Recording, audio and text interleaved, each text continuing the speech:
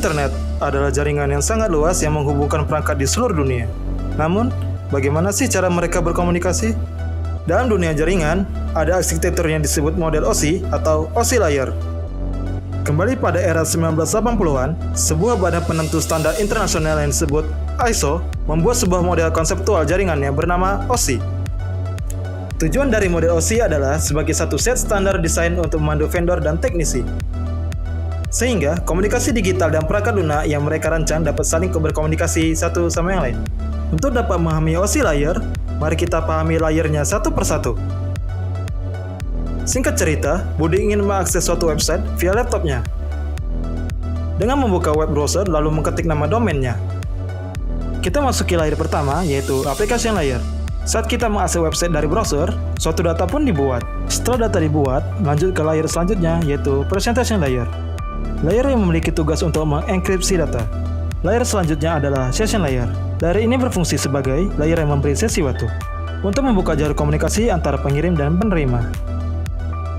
Sekarang sudah memasuki layer keempat, yaitu transport layer. Seperti namanya, berfungsi untuk mentransportasikan data ke penerima dengan protokol TCP ataupun UDP. Data pun akan diubah menjadi segmen sesuai protokol data unit pada transport layer. Dan inilah tugasnya si network layer, yaitu menentukan IP address sumber dan tujuan, serta mencari rute terbaik agar pengiriman cepat dan efisien. Segmen sebelumnya akan diubah lagi menjadi paket oleh network layer untuk meningkatkan efisiensi transfer data. Kemudian ada layer data link, yaitu layer kedua paling bawah, yang tugas utamanya adalah memberi MAC address sumber dan tujuan. Bedanya adalah MAC address berupa fisikal, sedangkan IP address berupa logikal. Paket akan diubah lagi menjadi frame oleh data link layer. Dan yang terakhir yaitu physical layer, yang berfungsi sebagai media untuk pengiriman data.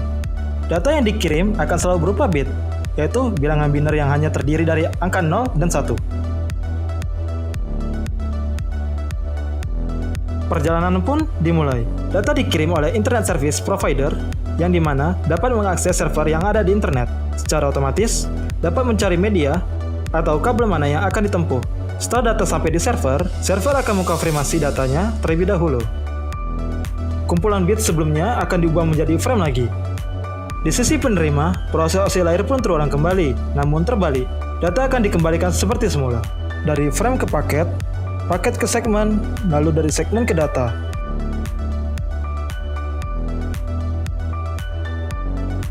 Data tetap akan dikirim selama sesi komunikasi berlangsung. Setelah itu, data akan didekripsi dan dekapsulasi agar dapat dibaca oleh si penerima. Dan langkah terakhir adalah data akan dibaca oleh server. Aplikasi akan memproses dan membaca jenis datanya. Server membalas dengan cara menerima atau menolak permintaan klien. Pada akhirnya, Budi pun berhasil mengakses website tersebut. Dan begitulah proses OSI layer dalam contoh sebenarnya. Secara singkat, fungsi setiap layer pada OSI layer adalah sebagai berikut. Aplikasi layer berfungsi untuk memproses data dengan header berdasarkan protokolnya. Contohnya adalah HTTPS, DNS, SMTP, dan lain-lain. Presentation layer berfungsi untuk mengenkripsi dan dekripsi, serta enkapsulasi dan dekapsulasi data. Contohnya adalah SSL. Session layer berfungsi untuk mengatur koneksi pengirim dan penerima dalam sesi waktu dan jalur data yang dikirim. Contohnya, sesi login habis setelah AFK, jadi harus login ulang. Transport layer berfungsi sebagai pengirim data. Contohnya, dengan menggunakan protokol TCP atau UDP. Bedanya adalah TCP menjamin semua data sampai tujuan, namun lebih lambat dari UDP. Network layer memberikan IP address sumber dan tujuan serta menentukan rute terbaik. Contohnya adalah router.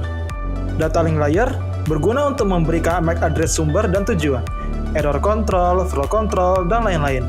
Contohnya adalah switch. Physical layer berguna sebagai media dalam mengirim data. Contohnya sebagai kabel LAN atau Ethernet.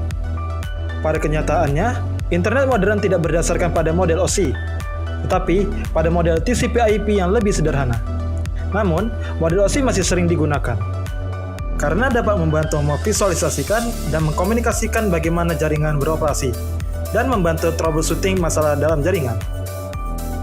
Baiklah, sekian materi dari kami. Semoga animasi ini bermanfaat dan dapat membantu kita dalam memahami OSI Layar. Sampai jumpa!